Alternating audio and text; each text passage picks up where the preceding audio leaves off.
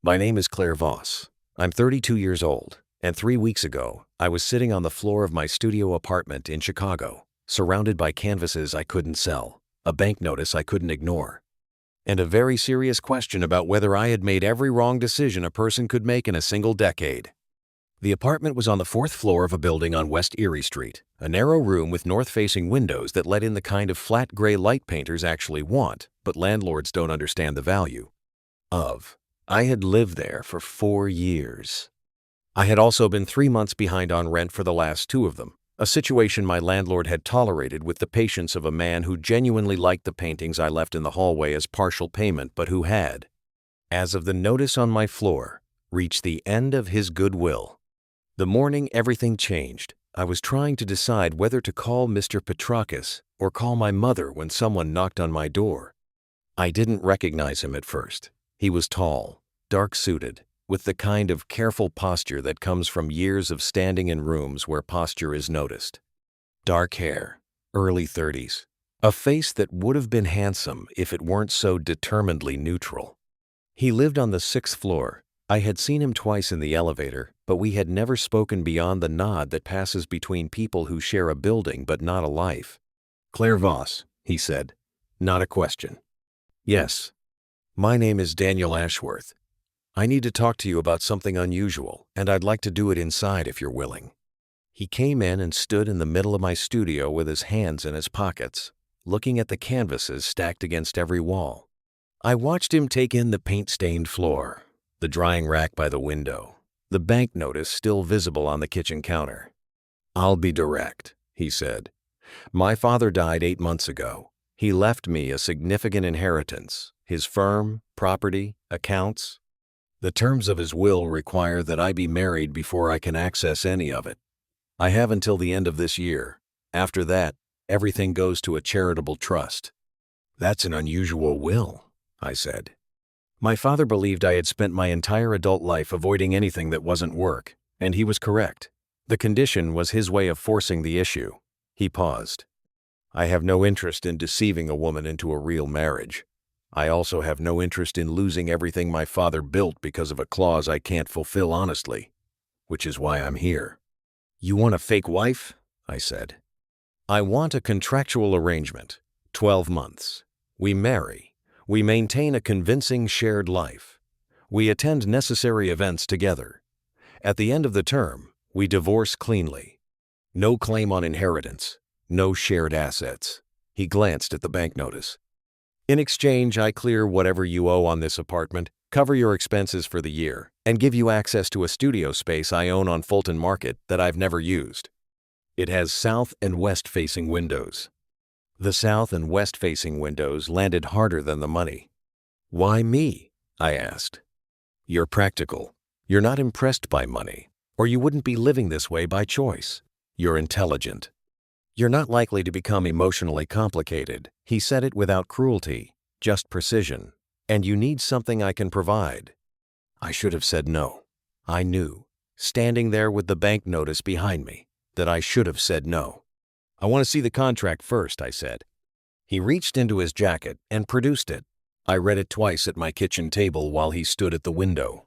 It was exactly what he had described: clear, fair, and cold, as a legal document written by a man who trusted nothing that wasn't in writing. I picked up the pen and wrote my name, and something about the scratch of ink on paper felt like stepping off a ledge in the dark, not knowing what was below but going anyway, because staying was no longer an option. Daniel Ashworth's apartment in Lincoln Park was everything mine was not. Clean lines, neutral palette, bookshelves organized by subject, a kitchen that looked like it had been used approximately 4 times. My presence in it, with my canvas bag and my boxes of supplies and the small oil painting I brought because I couldn't sleep in a room with bare walls, registered on his face as something between adjustment and acceptance. "The bathroom on the left is yours," he said. "I work early. I'm usually gone by 7. He worked. That was the most accurate description of Daniel Ashworth I could construct in those first weeks. He left early and came back late, and filled the hours between with the kind of focused silence that made the apartment feel like a library after closing. He was not unkind. He made coffee in the morning and always made enough for 2. The first event was a dinner with his firm's senior partners. I wore the black dress I owned that still had all its buttons. He looked at me in the doorway with the same cataloging attention he had given my canvases. "You'll do," he said. "High praise," I said. Something crossed his face that might, under different circumstances, have been a smile. At the dinner, I told the partners I was a painter and described my work the way I described it when I wanted people to understand it rather than just nod. Daniel sat beside me and said very little, but I noticed he was listening with more attention than he gave most things. On the way home in the cab, he said, "You didn't use the story we prepared." "The story we prepared was boring," I said. "The truth was more interesting." "It worked," he said. "I know." A pause, longer. "You're good at reading rooms." "I'm an artist," I said. "Reading rooms is most of the job." He looked out the window at the city going past. I looked at his profile against the glass, the careful set of his jaw, the way he held himself even in the back of a cab as if relaxation was something he had learned about theoretically but never quite practiced. "When did you last take a day off?" I asked. He didn't answer immediately, which was itself an answer. "I don't find days off particularly restful." "That's because you spend them in the apartment thinking about work. Come to the studio Saturday. You can sit and do nothing useful and I'll ignore you. It's very restorative." He said nothing. I took it for a no and let the subject drop. He came on Saturday. He sat in the wooden chair by the west window with a brief on his laptop, while I worked on a large canvas I had been avoiding for 2 months. He didn't talk. I didn't talk. The light came through the west windows at 3 in the afternoon the way I had imagined it, and I lost track of time entirely. At some point, he closed the laptop. I became aware of this because the quality of the silence changed. "What is it?" he asked eventually. "The painting. What is it of?" I looked at the canvas. "A room," I said, "after someone has left it." He was quiet for a moment.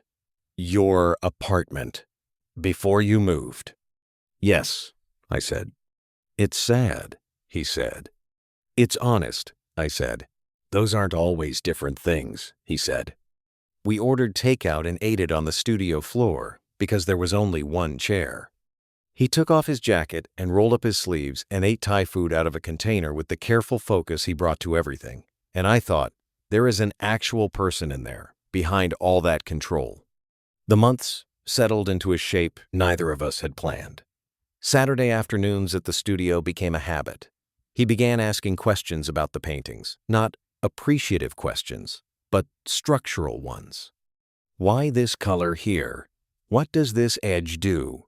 How do you know when it's finished? I started leaving books on the kitchen counter, things I was reading. He read them, I could tell, because they moved.